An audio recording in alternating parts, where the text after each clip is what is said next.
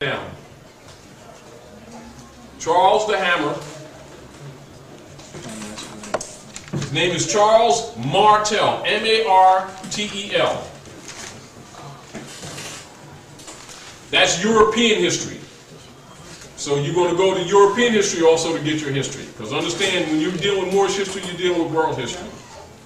You're not dealing with the fiction of what they call black history restricted to some slave period in North America. Black history is strictly slave history, strictly. When you're talking about civilization, you go to the Moors because those are our forefathers before enslavement. That's when we ruled. Our people will talk about kings and queens, but they'll never go to the history in the right frame of mind. They will take the black and then retroactively attach it to the civilized world. It doesn't attach. It's two different statuses. When you say black to the civilized world, they know that those are slave products. People who are the products of chattel operations. Has nothing to do with sovereignty. Has nothing to do with authority. Has nothing to do with self-rule, self-governance. It indicates a person denationalized, a person who is outside of the human family, a person who has no standing at law. A person who's not considered organic, but considered corporate, even though it lives. You understand that? So politically, when you see those terms used or written, that's what it means, not what you may assume that it means.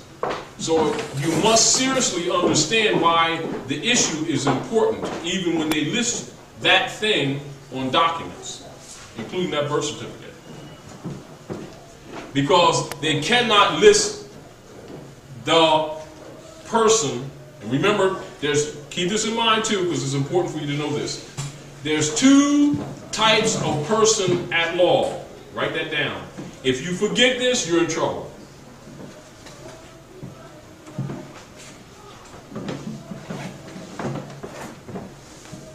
If you forget this, you're in trouble.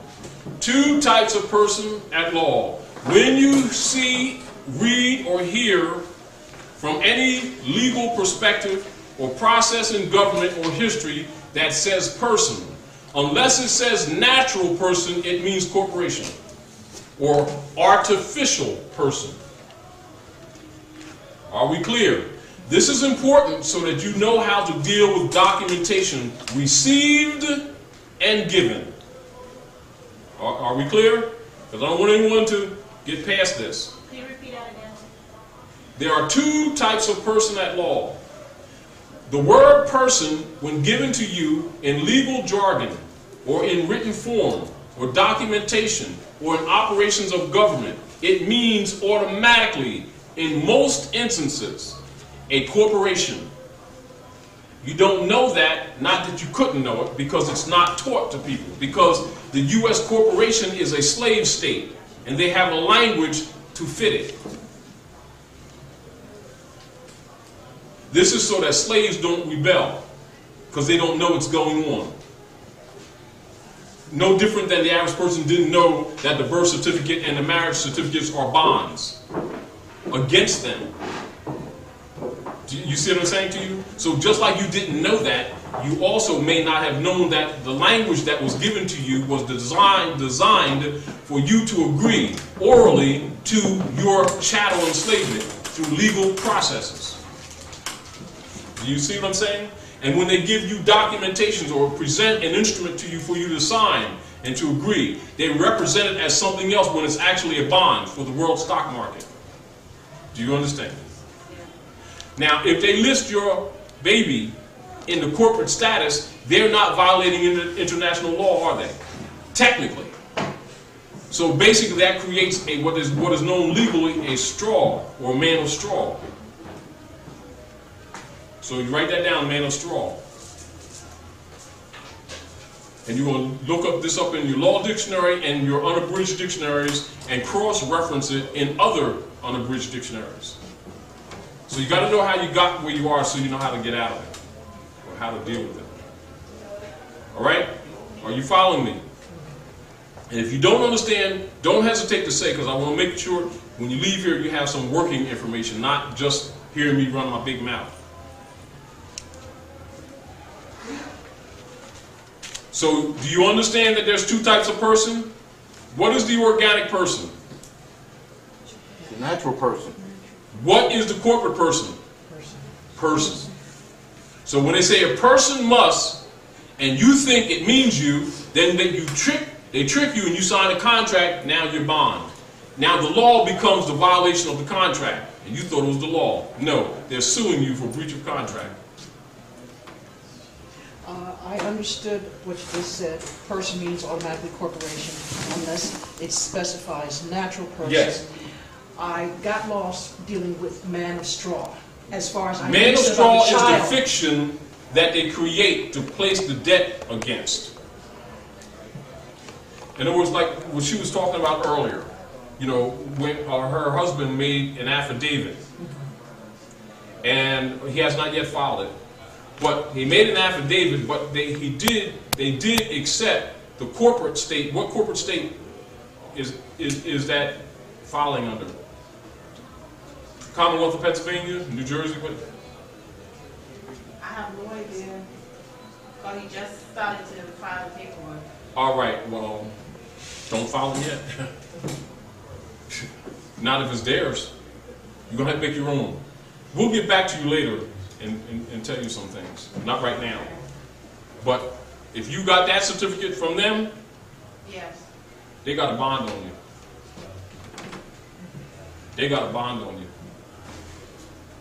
Yes, they do. So even if you did some other things, they got a bond on you.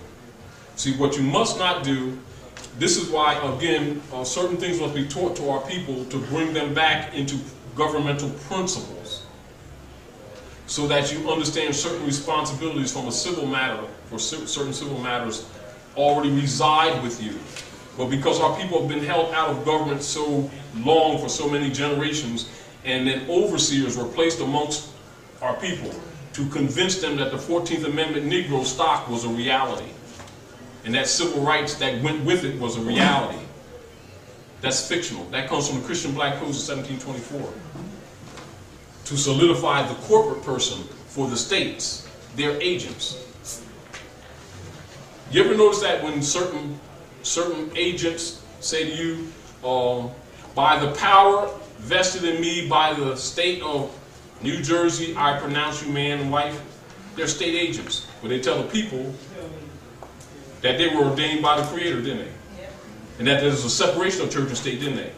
But the average person, because they deal with beliefs, not facts, never even notice it, do they? They got the mentality of boys and girls. Now you see why civilized people call them boys and girls? And when they do that, then they get mad, they want to burn things, don't they? But they are boys and girls. That's why they call it minority. Most people think that minority means numbers, don't they? It means mental state. Legally, it means mental state. And so you have grown men and women transacting business in alien names and talk about their own things. See the problem? They don't even own their own offspring, who've been bonded away. So they think bondage is a chain. Bondage is that document. They're bonds. They're flesh bonds. See, so this enslavement for the colonists was bureaucratized, and they formulated corporations to deal with their stock investments. That's what the 14th Amendment person is. That's why as soon as you agree that you're Negro, Black, and colored, you come under certain codes and you don't know what's happening to you, but that's what happens to you. An ignorant person calls it prejudice. A person who knows law calls it birthright theft. Because that's what it is. And you always have the right to do what? To reclaim the honor of your mothers and your fathers. But if you don't want to honor your mothers and fathers, that's your right too, isn't it? Huh? So if you've been transacting business in alien names, and then you go vote in them names and they tear up the vote because it ain't going the way they want to, should you be upset? No. An intelligent person wouldn't. But an ignorant person would be upset because they think that that vote belongs to them, don't they? Huh? So if a dog comes around filing elephant votes, and then somebody comes along, elephants you know, tear up the votes because they ain't going the way they want to, and then the dogs call the elephants prejudice. Who's out to lunch?